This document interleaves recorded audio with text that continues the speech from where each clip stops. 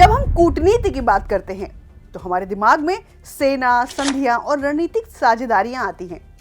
लेकिन 21वीं सदी की कूटनीति अब सिर्फ सीमाओं और सेनाओं तक सीमित नहीं है।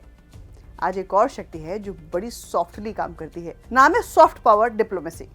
और भारत के मामले में इस शक्ति का सबसे मजबूत माध्यम है प्रवासी भारतीय, यानी दुनिया भर में बसे वो भारतीय जो भारत में रहते भी नहीं लेकिन भारत का झंडा पूरी दुनिया में बुलंद करते हैं। मतलब बिना डराए, बिना कोई दबाव डाले पूरी दुनिया को अपने पक्ष में रखते हैं। और ये भारत सरकार के प्रतिनिधि नहीं होते, लेकिन वे भारत की छवि का प्रतिनिधित्व जरूर करते हैं। आज अमेरिका, ब्रिटेन, कनाडा, ऑस्ट्रेलिया, हर बड़ी अर्थव्यवस्था में भारतीय मूल के लोग हैं। सिलिकॉन वैली से लेकर लंदन, सिंगापुर तक भारतीय मूल के लोग कॉर्पोरेट बोर्ड रूम्स, अस्पतालों, विश्वविद्यालयों और नीति निर्माण के आसपास मौजूद हैं। जब कोई भारतीय वैश्विक संस्थानों में नेतृत्व करता है तो भारत को जिम्मेदार, प्रतिभाशाली और भरोसेमंद राष्ट्र के रूप में देखा जाता है। यही सॉफ्ट पावर की ताकत है। बिना प्रचार, बिना दबाव, संस्कृति जो बिना कहे समझाई जाती है। भारत अपनी संस्कृति को निर्यात नहीं करता, वो उसे जीने देता है। योग, आयुर्वेद, भारतीय भोजन, दिवाली जैसे उत्सव, ये सब सरकारी अभियानों से पहले प्रवासी भारतीयों के घरों और समुदायों में जीवित रहते हैं।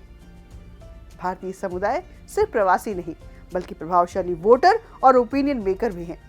और जब भारत से जुड़े मुद्दों पर वैश्विक बहस होती है तो एनआरआई समुदाय भारत के पक्ष को स्वतः मुखर करता है। यह औपचारिक कूटनीति नहीं, लेकिन अक्सर औपचारिक कूटनीति से भी ज्यादा प्रभावी होती है। हाँ, वे रेमिटेंस भेजते हैं, वे निवेश भी करते हैं, लेकिन इससे भी ज्यादा महत्वपूर्ण है वे भारत पर भरोसा करते हैं, निवेश करते हैं, स्टार्टअप फंड देते हैं, तकनीकी लाते हैं, लेकिन सबसे जरूरी चीज भरोसा भेजते हैं।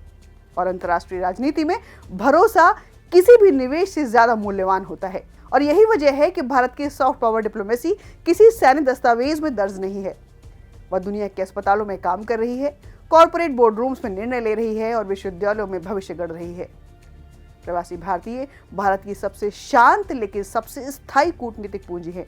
और शायद यही कारण है कि भारत आज सिर्फ एक उभरती शक्ति नहीं बल्कि एक वैश्विक उपस्थिति बन चुका है।